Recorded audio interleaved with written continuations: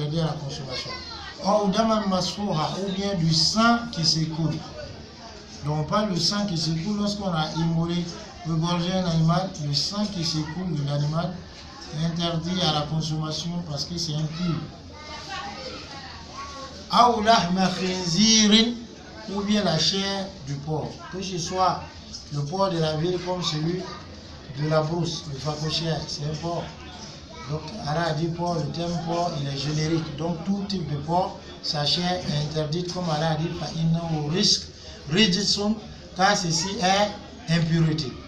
Et parlant du sang, donc c'est comme le sang.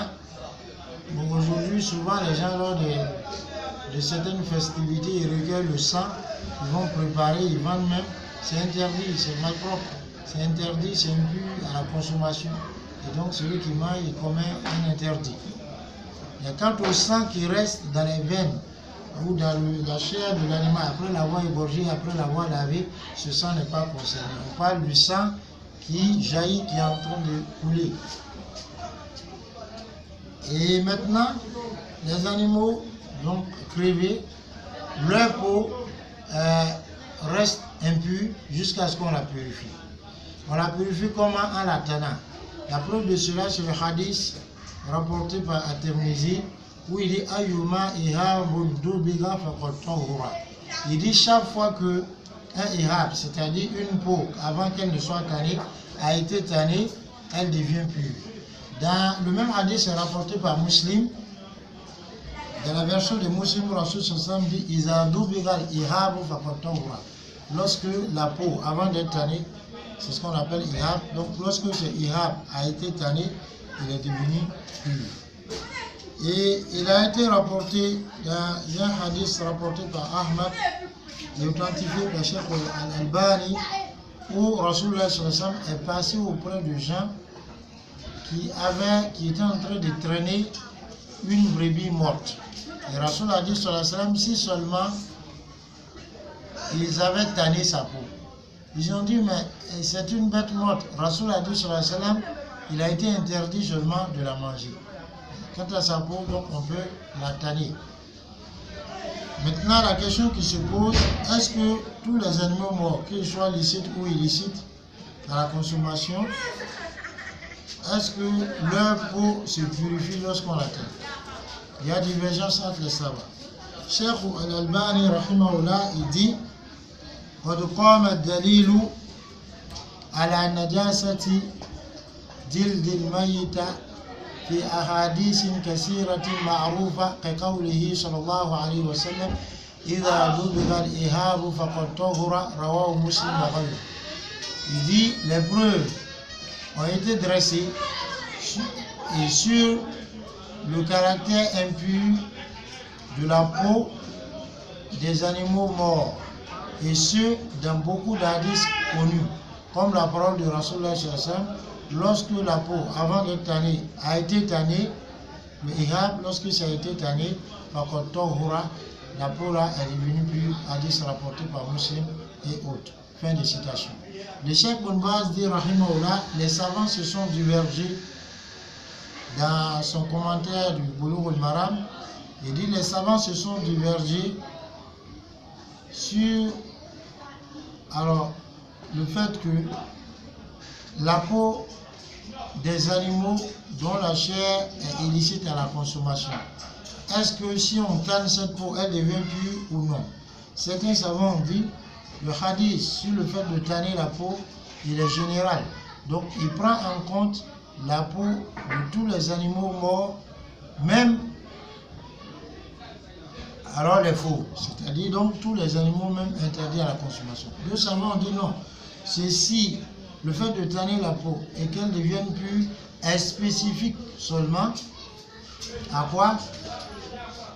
Cela est spécifique aux animaux dont la chair est licite à la consommation. Et Cheikh Ibn Baz continue pour dire, rahimahullah, la plus belle des paroles et la plus proche et la plus claire et évidente, c'est que ceci est spécifique à la peau des animaux dont la chair, la consommation de la chair est licite. Même si l'autre avis est fort. Même si, bien que l'autre avis soit fort. Lequel avis?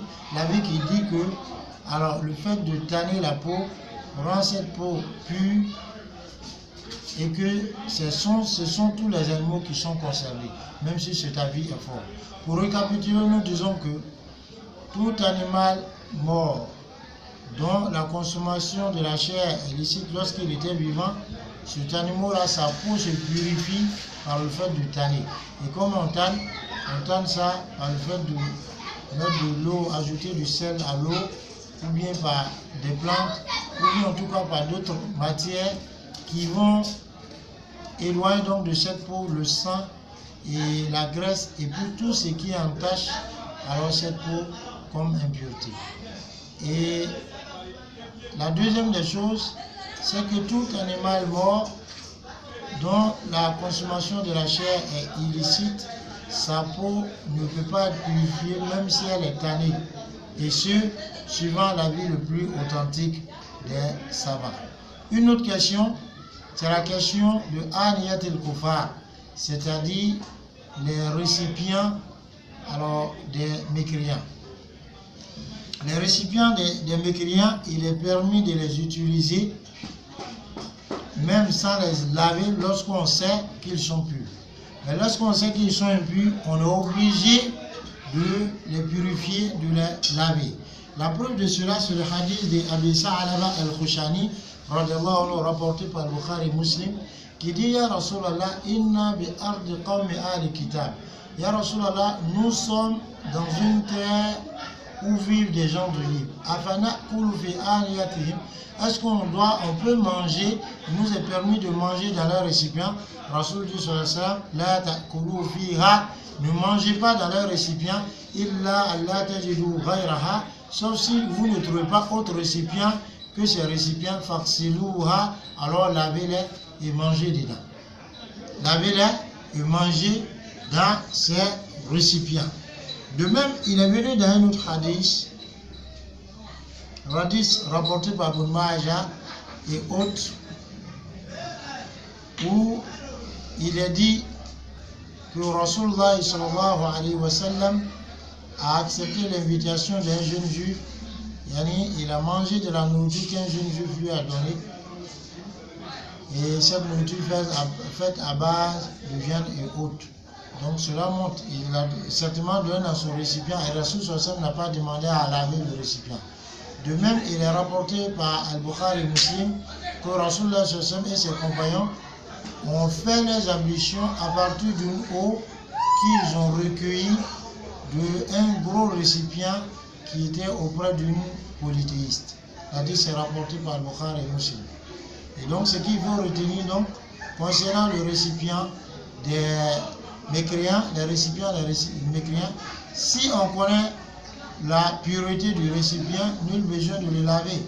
Mais si on connaît l'impureté du récipient, on doit le purifier, on doit le laver avant de l'utiliser.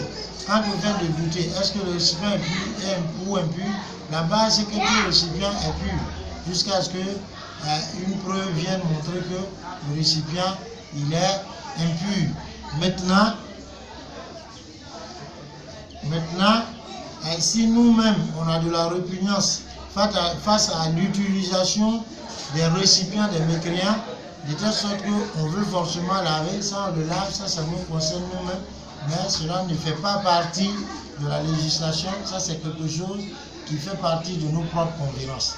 Voilà un peu, chers frères et sœurs, un certain nombre de questions donc, que soulève ce chapitre sur le récipient, les récipients, car nous apporte la bonne compréhension, et car nous aide à l'adorer comme il se doit, et qui nous aide à l'adorer suivant ce qui va le rendre satisfait de nous.